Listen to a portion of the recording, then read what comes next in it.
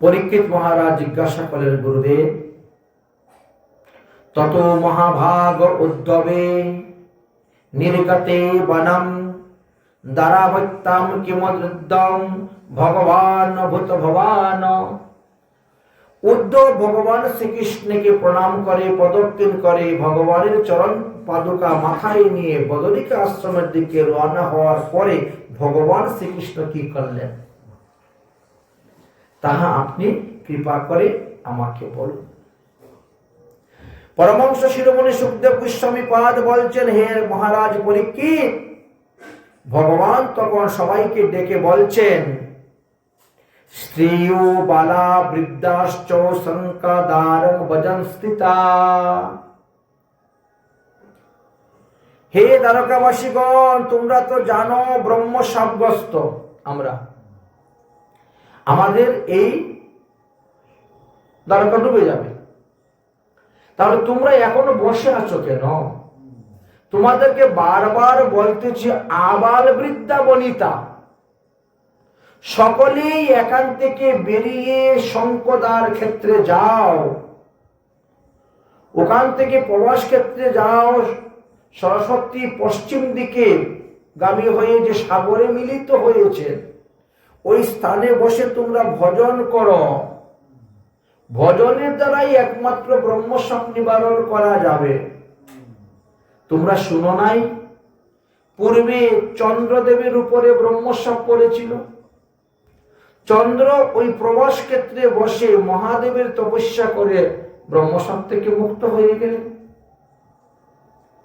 যার কারণে ওখানে সোমনাথ মহাদেব, চন্দ্রের এক না সোমনাথ মহাদেব। তোমরা কেন এখানে বসে আছো? প্রবাস ক্ষেত্রে গিয়ে উপনীত হও, প্রবাস ক্ষেত্রে উপনীত হও। তখন যদুবংশের সমস্ত বালকগণ এবার প্রবাস ক্ষেত্রে যাওয়ার জন্য রওনা হয়ে গেলেন। নৌকা যুগে সমুদ্র পার হলেন, তারপরে ঘোড়ার গাড়িতে করে সবাই রওনা হলেন। ধীরে ধীরে ধীরে ধীরে প্রবাস ক্ষেত্রে গিয়ে উপস্থিত হয়ে গেছেন। ভগবান শ্রীকৃষ্ণ বললেন, আগে সমুদ্রে স্নান করো, সমুদ্র মহাতীর্থ, স্নান করো, মনকে সংযম করে বসে তপস্যা আরম্ভ করো। সব তীর্থের জল ঢুকে, সব নদীর জল ঢুকে, এই যে এর মহাতীর্থ। স্নান করো, স্নান করে মন সংযম করে ভজন করো।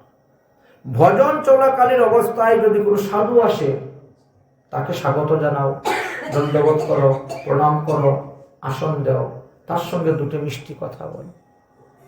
সে যদি কিছু চায় তাকে দান করো, এটাও ভজন। 100টা কাজ ছেড়ে দিয়ে আগে প্রসাদ খাবে। যদি কেউ বলে, ওগো আমি বৃন্দাবন থেকে এসেছি, একটু প্রসাদ নাও, সঙ্গে সঙ্গে। আমি জগন্নাথপুরী থেকে এসেছি, নাও একটু প্রসাদ, সঙ্গে সঙ্গে। 100টা কাজ ছেড়ে দিয়ে আগে ভগবানের প্রসাদ খাবে, দেবদেবীর প্রসাদ না। কোন দেবদেবীর প্রসাদ খাওয়া যাবে না। কালীর প্রসাদ, দুর্গার প্রসাদ নিষেধ আছে, মহাদেবের প্রসাদ নিষেধ আছে। তো 100 টাকা ছেড়ে দিয়ে আগে ভগবানের প্রসাদ খাবে। 1000টা কাজ ছেড়ে দিয়ে আগে স্নান করবে।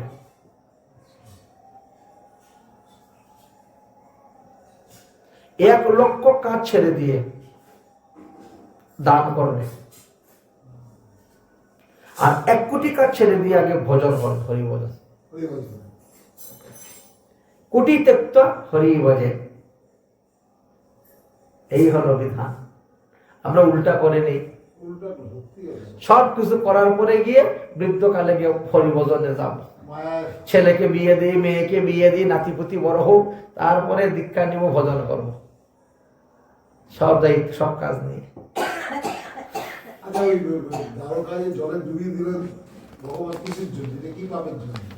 ওটা রাখবেন না, উনি সৃষ্টি করেছে, উনি আবার ধ্বংস করতে চলে। স্বর্ণময় দ্বারকা, তো সোনার দ্বারকা পড়েছিল। এখন তো দেখি যে এ তো পরে আবার আসল দ্বারকা জলের নিচে, দেখানোর জন্য পরে দ্বীপ উঠেছে, সৃষ্টি হয়েছে। তো যাই হোক, এইবার ভগবান শ্রীকৃষ্ণের কথা তো সবাই গেলেন, প্রবাস ক্ষেত্রে গেলেন, শুরু হলো যার যেমন পরে সাধন ভোজন, প্রত্যেকের সাধন ভোজন শুরু হয়ে গেছে। দৈব ক্রমে কি হলো, সেখানে মাটি ফেটে গেল।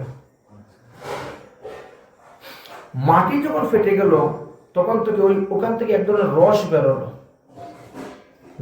গন্ধটা একেবারে মদের মতন। একে বলা হচ্ছে ময়ূরীয় সুরা। ফলের রস থেকে মদ হয়, গুড় থেকে মদ হয়, ভাত থেকে মদ হয়, শুনেছেন? জানেন? ঠিক তেমনি ভাবে মাটি, আবার একটা গাছও আছে, গাছের রস থেকে মদ হয়। বারুনি গাছ, বারুনি মদিরা, এটা গাছের রস থেকে। এই যে আপনি খেজুরের না তালের তারি,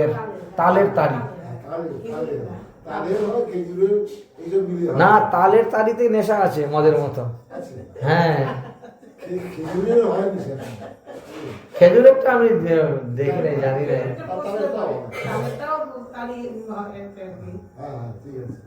একবার বাংলাদেশে ইয়েতে গেছিলাম, এই সাতক্ষীরা জেলা, বলেছেন সাতক্ষীরা ইসলাম ঘাটি। তো বলছে বাবা তালের তারি খাবেন? আমাকে ওটা আবার কিরকম রে, আমি তো জানি না, কোনো খাইনি। খেয়ে দেবো, খুব ভালো লাগে। আমি তো 2 গ্লাস খেয়ে নিয়েছি, পরে তো সারাদিন ঘুম আর ঘুমরেই নেই। আমি জানতাম না তালের তারিতে যেরকম নেশা।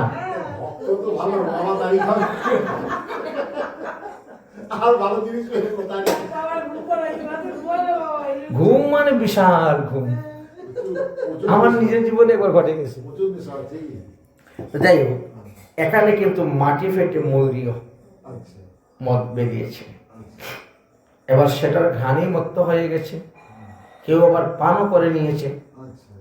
পান খেয়ে মত্ত যখন হয়েছে তখন তো কেউ কাউকে চিনে না। দাদুর সঙ্গে নাতির যুদ্ধ, কাকার সঙ্গে ভাই ভাতিজার যুদ্ধ, মামার সঙ্গে ভাগিনার যুদ্ধ, বাপ বেটা যুদ্ধ চলে গেছে, মারামারি। কেউ কাউকে মানে না, কেউ কারোর কথা শুনে না। শ্রীকৃষ্ণ বলরাম বারবার বুঝাচ্ছেন বলছেন, কিন্তু মানতে রাজি নেই। নিজেরা যুদ্ধ করতে করতে অস্ত্র ফুরিয়ে গেছে, একে অন্যকে যুদ্ধ করতে হত্যা করা শুরু হয়ে গেছে। কৃষ্ণ বলরাম এই কি করছিস? কৃষ্ণ বলরাম করে মারতে যায় উল্টা। বলছে তাহলে আর উপায় নাই, এবার চলো। ওই যে এরকা বন, ওই যে ঘর্ষণ চূর্ণ, সেই মুসল ঘর্ষণ, এরকা মুষ্টি পরিগৌ চরস্তু জয়স্তু যদি, সেই অভিশপ্ত এরকা বন কৃষ্ণ উঠাইয়ে এক মুষ্টি নিলেন হাতে, বলরাম নিলেন। এইটা দিয়ে যাকে মারে সেই সঙ্গে সঙ্গে মরে যায়, স্পর্শ করা মাত্রই মরে যাচ্ছে। এইভাবে করতে করতে ভগবান নিজের বংশ নিজের হাতেই ধ্বংস করে দিলেন। শেষ হয়ে গেল, পুত্র আদি আরম্ভ করে সব শেষ। ভগবান শ্রীকৃষ্ণ বলছেন পৃথিবীর ভার হরণ করা হয়ে গেছে। বলরাম দাদা, এবার তুমি তোমার যথাস্থানে প্রস্থান করো, যাও, তুমি যাও। বলরাম তখন শেষ নাগরূপ ধারণ করে সমুদ্রে প্রবেশ হয়ে ডুব দিলেন, চলে গেলেন তিনার বৈকুণ্ঠে। ভগবান শ্রীকৃষ্ণকে চিন্তা করলেন, আমি এখন নিত্যধামে গেলেই তো দ্বারকা শেষ হয়ে যাবে, কিন্তু দ্বারকায় এখন মাত্র অর্জুন এসে ঢুকেছে।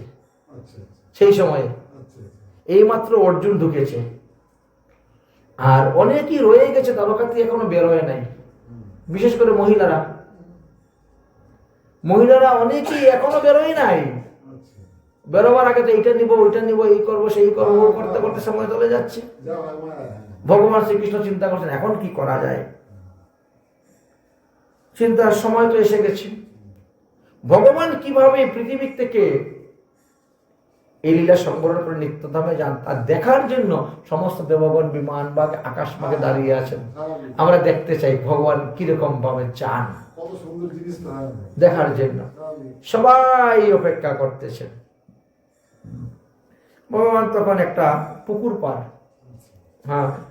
একটা পুকুর পাড়ের মধ্যে একটা বটগাছ ছিল, বটগাছের মধ্যে হেলাইন দিয়েছে, আর বাম চরণের উপরে ডান চরণটা দিয়েছেন, দিয়ে পাটা ঝুলাচ্ছেন আর বসছেন, চিন্তা করছেন যে অর্জুন যেই বেরিয়ে যাবে সবাইকে নিয়ে, আমিও তখন নিত্যধামে চলে যাব। আচ্ছা অপেক্ষায় আছেন, আর আগের থেকে তো বলেই দিয়েছেন সবাইকে যাওয়ার জন্য। এদিকে ভগবান শ্রীকৃষ্ণের যে রথের সারথি দারুক, ইনি তখন ভগবানকে খুঁজতে শুরু করেছে। সব তো মরা পড়ে আছে, মরাই মরা, খুঁজতেছে। কিন্তু কৃষ্ণের গায়ের গন্ধ, কৃষ্ণের কাপড়ের গন্ধ, মালার চন্দনের গন্ধ, ওই গন্ধের সঙ্গে সঙ্গে আস্তে আস্তে এসে গেছে, তিনি আসতেছেন। আর ওদিকে এক ব্যাধ, জরা ব্যাধ, তিনিও মৃগ হরিণ শিকার করার জন্য বেরিয়েছেন। ওখানে আসার পরে হঠাৎ করে নজর পড়ে, আরে এটা তো হরিণের মুখ দেখা যাচ্ছে, তার মানে এখানে কোনো হরিণ জল পান করতেছে। কৃষ্ণের চরণটা কি লাল রঙ্গিমা চরণ দেখে মনে করেছে একেবারে নিশান লাগিয়ে দিয়েছে, মন্ত্র বলে বান ভগবান শ্রীকৃষ্ণের চরণে এসে ফুটে গেছে। শ্রীকৃষ্ণ উল্টে পড়ে গেলেন, ব্যাধ দৌড়ে আসছে, হরিণ মনে করে ধরবো, হরিণ ধরবো, আর এসে দেখে ভগবান শ্রীকৃষ্ণ। এমনি চরণের পরে ক্ষমা ভিক্ষা চাইতে শুরু করলো, কাঁদতে শুরু করলো, তীর টান দিয়ে বার করতে চাইলো। ভগবান বলছে না, কিচ্ছু করতে হবে না, এগুলো আমার ইচ্ছাতে হয়েছে, এগুলা আমার ইচ্ছাতে হয়েছে, তুমি যাও নিত্যধাম, যাও, তুমি তোমার স্বর্গে যাও, আমার ইচ্ছাতে হয়েছে। পরীক্ষিত জিজ্ঞেস করলেন কেন হলো এরকম? অনাদির আদি গোবিন্দ, তার তো কোনো কর্মফল নেই। আমরা যেন মানুষ, আমরা কর্মফল ভোগ করি, ভগবানকে তো কর্মফল ভোগ করতে হয় না। তিনার পায়ে কেন ভোগ? তিনি লোককে দেখালেন, লোককে শিখালেন যে আমি রাম অবতারে বালিকে আমি বধ করেছি, চুলের মতন লুকিয়ে গোপনে। দেখো এই অবতারে আমাকে সেইভাবে মানুষকে শিক্ষার জন্য দেখাচ্ছেন। আচ্ছা, পরীক্ষিতের মানে আরেকটা প্রশ্ন, যে ভগবান শ্রীকৃষ্ণ কুরুক্ষেত্রের যুদ্ধে এত 18 দিন যুদ্ধ করলেন, কৃষ্ণের উপরে তো একটা বাণও পড়ল না। কারণ প্রতিটা যুদ্ধারই উদ্দেশ্য হলো প্রথমে সারথীকে বধ করা। যুদ্ধের এটাই নিয়ম, ওরা যাবে গিয়ে আগে সারথীকে মারবে, তারপরে ঘোড়াকে মারবে, তার উপরে রথের ধ্বজা কেটে ফেলে। কারণ যাই রথের ধ্বজা কেটে ফেলে দিবে, সে তার সামনে অগ্রসর হতে পারবে না। এটা যুদ্ধের নিয়ম, প্রথমে গিয়েই রথের ধ্বজা কাটবে, তারপরে রথের সারথীকে মারবে, তারপরে রথের ঘোড়াগুলাকে মারবে, তারপরে রথীকে মারবে, যোদ্ধাকে সবার শেষে মারে। তো ভগবান শ্রীকৃষ্ণের উপর তো তখন তো কত বাণ চলছে, সবাই চেষ্টা করছে মারার জন্য। তখন ভগবান শ্রীকৃষ্ণের গায়ে একটা বাণও ঢুকলো না, আর এখন পুষ্কর ঢুকে গেল বাণ। এর কারণটা কি? বলছেন এর একটা কারণ আছে। কারণটা হলো ভগবান শ্রীকৃষ্ণ রুক্মিণীকে বিবাহ করার পর একদিন শুনতে পেলেন যে দুর্বাসা ঋষি তীর্থ ভ্রমণ করতেছেন। দুর্বাসা ঋষি রথের মধ্যে বসেছেন, আর ওনার শিষ্যরা রথ টেনে নিয়ে যাচ্ছে, এবং দ্বারকার পাশ দিয়ে তিনি যাচ্ছেন তীর্থ ভ্রমণ করে। এই জন্য কৃষ্ণ আর রুক্মিণী দৌড়ে গিয়েছেন দুর্বাসাকে সেবা করার জন্য। দণ্ডবোধ প্রণাম করে, স্তুতি বিনতি করে, কত আদর আপ্যায়ন করে, চলুন চলুন আপনি আমার এখানে চলুন, আমার এখানে একটু চরণধুলি দিবেন, আমার দ্বারকায় একটু পদার্পণ করবেন, 2 দিন বিশ্রাম করবেন, চরণধুলি দিবেন, বড় স্তুতি বিনতি করতে শুরু করেছেন। দুর্বাসা বলেন যেতে পারি যদি তোমরা ওভাবে রথ টেনে নিয়ে যাও। সুজা বলে এতক্ষণ তো আমার শিষ্য রথ টেনে এনেছে, তোমার বাড়িতে যাব, তোমার বাড়ি চরণধুলি দিব, তাহলে তোমাকে রথ টেনে নিতে, তুমি আর তোমার স্ত্রী রথ টেনে নিয়ে যেতে হবে। কি করা যাবে? রাজি হলেন ভগবান। একদিকে রুক্মিণী, একদিকে শ্রীকৃষ্ণ, দুজনে ঘোড়ার মতো রথ টেনে দ্বারকায় নিয়ে আসলেন। কি দয়া, সত্যি, হ্যাঁ। এনে বসাইয়ে পাদ্যার্ঘ দিয়ে পা ধোয়ানো, হাত ধোয়ানো, মুখ ধোয়ানো, যা কিছু করার পূজা টুজা করলেন, করে 56 ভোগ 36 বিঘা রান্না করলেন। রান্না করে দুর্বাসাকে খেতে দিয়েছে, দুর্বাসাটা খাবো না। তাই? কেন খাবে না? আরে তুমি ক্ষত্রিয়, ক্ষত্রিয়র হাতে আমি ব্রাহ্মণ হয়ে খাবো? অন্য কিছু আছে না? আচ্ছা, আচ্ছা, তাহলে কি খাওয়া যায়? বলে পায়াসে দোষ নাই, দুগ্ধ জাতীয়, আচ্ছা।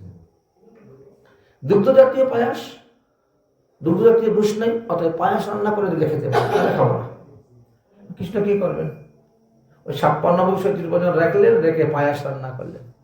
এই জন্য যতই আইটেম করেন না কেন, পায়াস একটু করতে হবে, শেষের দিকে। বুঝেছেন? তার আগে তো অন্য আছে, সেটা তো ছেলে কি করে হবে? হলেও দুগ্ধ জাতীয় বলে দোষ হচ্ছে না, আচ্ছা, আচ্ছা, দুধের মধ্যে ফুটানো হচ্ছে, আচ্ছা, দুধ আর ঘিয়েতে ফুটলে দোষ হয় না, আচ্ছা। এই জন্য। এবার হয়ে গেল, ভগবান শ্রীকৃষ্ণ দিয়েছেন, দুর্বাসা মনের আনন্দে খেয়েছেন। খাওয়ার পরে বলছেন না আর খাবো না, পেট ভরে গেছে। ভগবান বলছেন তাহলে এটা কি করবো? দুর্বাসা বলছে এগুলো তোমার গায়ের মধ্যে লেপো, তোমার সমস্ত অঙ্গে লেপে নাও। ভগবান শ্রীকৃষ্ণ তখন কি করবেন? ঋষির আদেশ, ঋষির সবকিছু নিয়ে একেবারে মাকে মাথায় মাথায় থেকে আরম্ভ করে সমস্ত গায়ে লেপতে শুরু করলেন। লেপতে লেপতে এবার হাঁটুতে, চরণে তো লেপা যাবে না, সাধুর অধরামৃত, চরণে তো লেপা যাবে না, বলেছেন হাঁটু পর্যন্ত লেপে বন্ধ, আর আর নিচে নামেন নেই। দুর্বল বলে কি হল, লেপো না কেন? বলে আরে আপনার অধরামৃত আমি চরণে লেপি কেমন করে? চরণে লেপা তো যাবে না। দুর্বাসা বলল এই শেষ হয়ে গেছে, তুমি যতটুকু জায়গা আমার অধরামৃত লেপন করেছ, ততটুকু জায়গার মধ্যে তোমার কোনো তীর ঢুকবে না, বাণ ঢুকবে না, স্বর ঢুকবে না। আচ্ছা, আচ্ছা। কিন্তু তোমার চরণটা কিন্তু কাঁচা রয়ে গেল, ওর মধ্যে কিন্তু বাণ ঢুকবে, সাবধান। ওর জন্যই পোশাকটা দিয়েছি, যা ভগবানের তাই। আচ্ছা, দেখেছেন? তাহলে ভক্ত কত বড় ভক্ত এগুলো। না, ওর অভিশাপ তো আছে আবার। অভিশাপ তো আছে। ওই বাবা, শাম্বুর অভিশাপ। যাই হোক, এইভাবে হয়েছিল। ভগবান শ্রীকৃষ্ণ দারুককে পাঠাই দিলেন, বিয়াদকে পাঠাই দিলেন। এবার দারুক এসে উপস্থিত হয়েছে। একই প্রভু আপনার চরণের মধ্যে তীর? ওটা আমার ইচ্ছাতেই হয়েছে, পরে আছে। চতুর্ভুজ রূপ ধারণ করে শঙ্খচক্র গদা পদ্ম। ভগবান শ্রীকৃষ্ণ বলছে দারুক তুমি তাড়াতাড়ি যাও, দ্বারকায় গিয়ে বলো অর্জুনকে তাড়াতাড়ি সবাইকে নিয়ে বেরিয়ে যেতে। আমি এই দেহ ত্যাগ করলেই শেষ দ্বারকা ডুবে যাবে, একটা মানুষও বাঁচতে পারবে না, সব সঙ্গে সঙ্গে মিনিটের মধ্যে প্রাপ্ত শেষ ডুবে যাবে, আর পাওয়া যাবে না। দারুক কথা বলতে না বলতেই হ্যাঁ, ওখানে অগ্নিদেব এসে প্রকট হয়ে গেছেন। আচ্ছা, অগ্নিদেব এসে প্রকট হয়ে বলছেন প্রভু আমি আপনাকে যে যে আয়ুধ দিয়েছিলাম আমাকে দান করে দাও। আচ্ছা, খাণ্ডবস্ত্র দাহনের সময় আমি তো আপনাকে সুদর্শন চক্র দিয়েছি, আচ্ছা, গদা দিয়েছি, আচ্ছা, শঙ্খ চক্র গদা পদ্ম দাও, আমার দ্রব্য আমাকে দিয়ে দাও, আবার যখন আপনি পৃথিবীতে লীলা করতে আসবেন তখন আপনাকে দেব।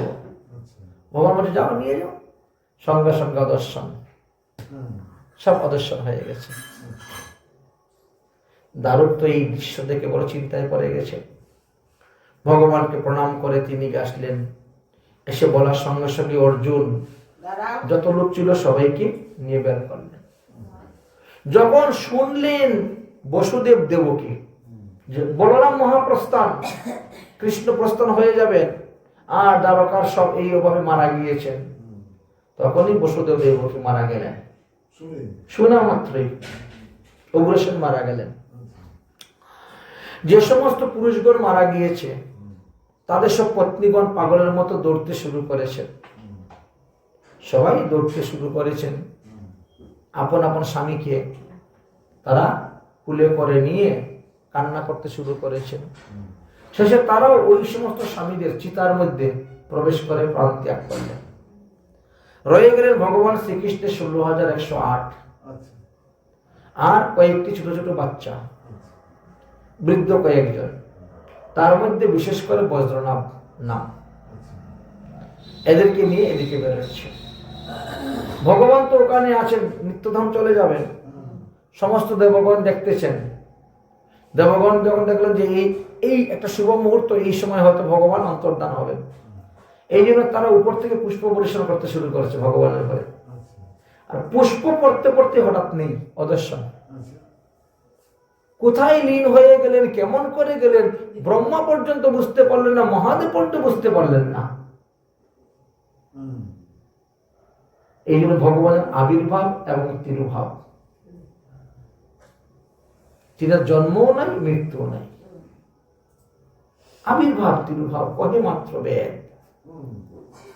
ভগবান শ্রীকৃষ্ণের কোন শরীরকে উপায় নেই, অদৃশ্য হয়ে গেল। যাই হোক, এদিকে অর্জুন তখন ভগবান শ্রীকৃষ্ণের পত্নীদেরকে নিয়ে রওনা হলেন। রওনা হয়েছেন। কিছু দূর যাওয়ার পরে ভীল নামে এক ব্যক্তি এসে অর্জুনকে আক্রমণ করেছিলেন।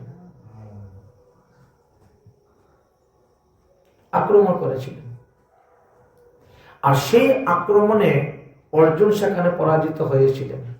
তার গান্ডীবের কাজ দিল না। কৃষ্ণ নেই তো কাজ দিবে কে, বলেছেন। ভগবানের 16,000 পত্নীকে সে হরণ করে নিয়ে চলে গেল। আর 108 জনকে নিয়ে তিনি দ্বারকায় থেকে হস্তিনাপুরে আসছিলেন। আর ওই ইয়েকে নিয়ে, ওই বজ্রনাভাকে নিয়ে আসছিলেন। এসে যখন বললেন, তখন হে পরীক্ষিত, তখন তোমার দাদুরাও যাওয়ার জন্য তৈরি। কুন্তী শোনার সঙ্গে সঙ্গে প্রাণ ত্যাগ। পঞ্চপাণ্ডব তখন তোমাকে হস্তিনাপুরে বসাইল, আর বজ্রনাভকে মথুরা রাজা করে দিয়ে তারাও চলে গেলেন। এই তো ভগবান শ্রীকৃষ্ণের আবির্ভাব হইতে তিরুভাব পর্যন্ত সমস্ত লীলাকথা আমি তোমার নিকটে বর্ণন করলাম। সম্পূর্ণ ভাগবত তোমার কাছে বর্ণন করা হয়ে গেছে। এবার তুমি আর যদি কিছু জানার ইচ্ছা থাকে তুমি আমাকে বলো, কারণ এখনো সময় আছে। হ্যাঁ, তুমি চিন্তা করিও না। তুমি যে 7 দিন অনাহারে থেকে এই হরিকথা শ্রবণ করেছো এক আসনে বসে, এর দ্বারা তোমার ব্রহ্মসাপ মুক্ত হয়ে গেছে। তক্কর ধ্বংসনও তোমার মৃত্যু হবে না। তুমি হরি চিন্তা করো, হরির ভজন করো, আমি এখন চলে যাই। পরীক্ষিত করে বলছেন, আমার মৃত্যুর পরে পৃথিবীতে কে কতদিন রাজত্ব করবে? আর তখন তিনি ভবিষ্যৎবাণী বলতে শুরু করলেন। সুখদেব ভবিষ্যৎবাণী বলতে শুরু করেছেন। দেখো, তোমার দাদু ভীম, ইনি তো বৃহদত্ত রাজার পুত্র, সেই জরাসন্ধকে বধ করেছিলেন। তারপরে সহদেব হয়েছিল রাজা। সেই বংশে, বৃহদত্ত রাজার বংশে তোমার মৃত্যুর পরে 22 জন রাজা রাজত্ব করবে 100 বৎসর। তারপরে শুঙ্গ বংশে নন্দীবর্জন পর্যন্ত 6 জন রাজা রাজত্ব করবে 138 বৎসর, সবার নাম বলছেন। তারপর শিশুনাগ বংশে মহানন্দা পর্যন্ত 10 জন রাজা রাজত্ব করবেন 360 বৎসর। তারপরে মহানন্দার বংশে সুমনা নামে এক রাজা হবে, তার বংশে আর 8 জন রাজা রাজত্ব করবে 100 বৎসর। এইভাবে ভারতবর্ষে 15,598 বৎসর গত হওয়ার পর মৌর্য বংশের লোকেরা আসবে রাজত্ব করার জন্য। তারা 10 জন রাজা 137 বছর রাজত্ব করবে। তারপরে শুঙ্গ বংশ রাজাগণ আসবেন, 10 জন 112 বছর রাজত্ব করবেন। তারপরে ছোট ছোট রাজ্যে বিভক্ত হয়ে যাবে। আবির্নগরের রাজা 7 জন, গর্ত বংশের 7 জন, কঙ্ক বংশে 7 জন, যব বংশে 8 জন, তুরস বংশে 7 জন, গুরুণ্ড বংশের 10 জন। এইভাবে বলছেন। আরো 65 জন রাজা 199 বছর রাজত্ব করবে। তারপরে আসবে কলকাতাতে রাজধানী হবে। তারপরে বল্লিক বংশ, অন্ধ বংশ, মগধ বংশ, এদের কথা বলতে বলতে কলিযুগের 4153 বছর পর্যন্ত কে কে রাজত্ব করবে সকলে দিলেন। তখন তো মাত্র কলিযুগের 30 বছর। আর সেই সময়েই তিনি অঙ্ক করে বলে দিলেন ওই সময়ে অমুক রাজা হবে, ওই সময়ে অমুক রাজা হবে, ওই সময়ে অমুক রাজা হবে। 4153 বছর পর্যন্ত বলে দিলেন কে কে রাজা হবে, রাজত্ব করবে। তার কত বড় ত্রিকালদর্শী ছিলেন। হ্যাঁ, ভগবানই তো অংশ। তারপরে কলিযুগের যুগধর্মের কথা বললেন যে কলিযুগে শেষ পর্যন্ত 4 বর্ণ একেবারে এক হয়ে যাবে। ব্রাহ্মণ ক্ষত্রিয় বৈশ্য শুদ্ধ সবাই এক হয়ে যাবে বললেন। শুধু খালি বিবাহ সংস্কারটা থাকবে, আর কোনো সংস্কার থাকবে না। একমাত্র এই একটা সংস্কারে থাকবে, বিবাহ। বুঝেছেন? মানুষ দিন দিন ছোট হয়ে যাবে। কলিযুগের 3,60,000 বৎসর গত হওয়ার পর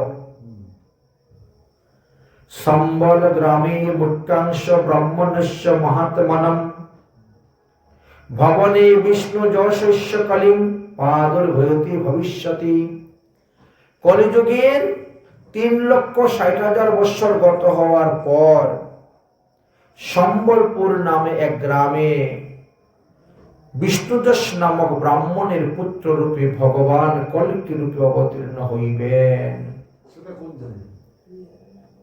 সেটা উড়িষ্যার দিকে পড়েছে সম্বলপুর। একটা নদী আছে, নদী আমরা যখন পরিক্রমা করে আসছিলাম পায়ে হেঁটে জগন্নাথ পুরী থেকে, তখন পেয়েছিলাম। এক রাত্রে করে বাস করেছিলাম। তখন বলছেন যে এই গ্রামেই ভগবান অবতীর্ণ হইবেন, সম্বলপুর নামক গ্রাম। যাই হোক, তা অনেক দেরি আছে, 3,60,000 বছর। পঞ্জিকাতে তো তারিখ দিয়ে দিয়েছে। বেনিমাধব শিব পঞ্জিকা দেখবেন লেখা আছে কল্কি অবতারের দিন দেওয়া আছে, অমুক দিনে ভগবান অবতীর্ণ হইবেন। সে যাই হোক, তারপরে ভগবান ঘোড়াতে সোয়ারি হবেন, সোয়ারি হয়ে যুদ্ধ করবেন, যুদ্ধ করে সবাইকে বধ করবেন। তারপরে আবার সত্যযুগ আরম্ভ হইবে। বুঝেছেন? তারপরে আবার সত্যযুগ আরম্ভ হবে। তো এইভাবে সবার কথা আলোচনা করলেন, যুগ ধর্মের কথা আলোচনা করলেন। করার পরে বলছেন সুখদেব গোস্বামীপাদ, হে পরীক্ষিত, এবার আমার মহাপ্রস্থানের সময়, আমি তোমাকে সম্পূর্ণ ভাগবত দিয়ে দিলাম। বললাম কলির যত দোষ আছে সমস্ত দোষ এই হরিকথা শ্রবণের দ্বারাই তোমার শেষ হয়ে গেছে। কলি দোষ নিধি রাজান নস্তিক নাক মহান গুণ কীর্তনা দেব কৃষ্ণস্য মুক্ত সঙ্গ এবং প্রাচী। হে পরীক্ষিত, এখন কলিযুগ, এখন কলিযুগ চলতেছে। আর কলিযুগের যুগধর্ম হলো হরিনাম সংকীর্তন। তুমি হরিনাম সংকীর্তন করতে থাকো, এর দ্বারাই তুমি মুক্ত হবে, তুমি পরমাত্মাকে লাভ করতে পারবে। সত্যযুগে মানুষ 10,000 বছর তপস্যা করে যে পুণ্য ফল লাভ করতে পারে নাই। কৃত্যে ধ্যানত বিষ্ণু, 10,000 বছর ধ্যান করে। ত্রেতা যুগের মানুষ তেতায়াম যজতে মুখী 1000টি যজ্ঞ করে যে পুণ্য ফল লাভ করতে পারে নাই। দাপরে পরিচর্যায়াম, দাপরে 100 বছর পূজা অর্চনা করে যে পুণ্য ফল লাভ করতে পারে নাই। কলু তদ হরি কীর্তনা, কলিযুগের মানুষ সেই পুণ্য ফল লাভ করতে পারবে হরিনাম সংকীর্তনের দ্বারা। তাই যতক্ষণ পর্যন্ত তক্ষক না তোমার কাছে না আসে, তোমাকে ছুবল না মারে, ততক্ষণ পর্যন্ত এক মনে এক চিত্তে হরিনাম করতে থাকো। তুমি মনে করো যে আমার জন্মই হয় নাই, আমি বিয়েই করি নাই, আমার কোনো স্ত্রী নাই, ছেলে মেয়ে নাই, আমি কখনো রাজা ছিলাম না। বাস এইভাবে মনকে একাগ্রত করে তুমি হরিভজন করো, একাগ্রত চিত্তে হরিভজন করো। হরিভজন করে তাহলে তুমি হরিধামে গমন করতে পারবে। এইটা হলো আমার শেষ উপদেশ। আমার কথা মতো যদি চলতে পারো তাহলে তোমাকে আর দ্বিতীয়বার পৃথিবীতে এসে জন্মগ্রহণ করতে হবে না, একেবারে জন্ম মৃত্যু নিবারণ। তাহলে আমি এখন চললাম বলে তিনি উঠে গেলেন যাওয়ার জন্য। পরীক্ষিত তখন আসন থেকে উঠে তিনাকে প্রণাম করলেন, স্তুতি করলেন, প্রার্থনা করলেন। কি করলেন? हरि का कथा सुनाने वाले, प्रभु का नाम सुनाने वाले, प्रभु का लीला सुनाने वाले, तुमको लाखों प्रणाम, तुमको लाखों प्रणाम। আর তো কিছু নাই দেওয়ার মতো, প্রণামটাই আছে, তাই দিচ্ছে। हरि का कथा सुनाने वाले, हरि का नाम सुनाने वाले, हरि का लीला सुनाने वाले, तुमको लाखों प्रणाम, तुमको लाखों प्रणाम, तुमको लाखों प्रणाम, तुमको लाखों प्रणाम। हम ढूंढे रहे थे वन में, सुखों बेटे थे तन में, हम ढूंढे रहे थे वन में, सुखों बेटे थे तन में। अरे ओ राह बताने वाले, अरे ओ मार्ग दिखाने वाले, तुमको लाखों प्रणाम, तुमको लाखों प्रणाम। हरि का कथा सुनाने वाले, प्रभु का नाम सुनाने वाले, प्रभु का लीला सुनाने वाले, तुमको लाखों प्रणाम, तुमको लाखों प्रणाम। हम लेकर विष का प्याला जा रहे थे जम का द्वारा, हम लेकर विष का प्याला जा रहे थे जम का। अरे ओ सुधा पिलाने वाले, अरे ओ सुधा पिलाने वाले, अरे ओ अमृत पिलाने वाले, अरे ओ अमृत पिलाने वाले, तुमको लाखों प्रणाम, तुमको लाखों प्रणाम, तुमको लाखों प्रणाम।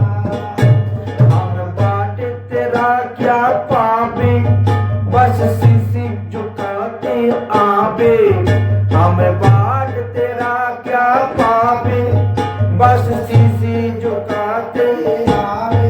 अरे ओ प्रेम लुटाने वाले, अरे ओ प्रेम लुटाने वाले, अरे ओ सुधा पिलाने वाले, अरे ओ सुधा पिलाने वाले, तुमको लाखों प्रणाम, तुमको लाखों प्रणाम।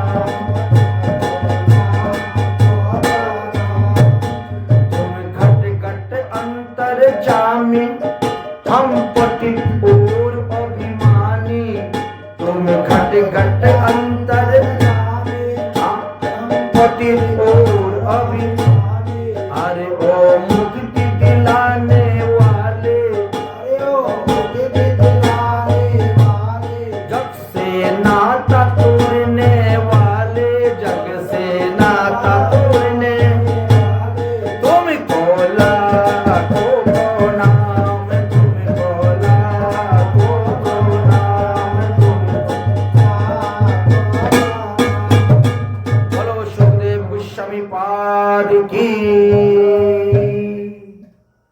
পরীক্ষিত প্রণাম করলেন, সুখদেব গোস্বামী উঠে চলে গেলেন। আমরা শেষে সুখদেবের পূজা করব, বিদায় দিব। তিনাকে পূজা করে শেষে বিদায় দিব। যাই হোক, তাহলে সুখদেব গোস্বামী চলে গেলেন।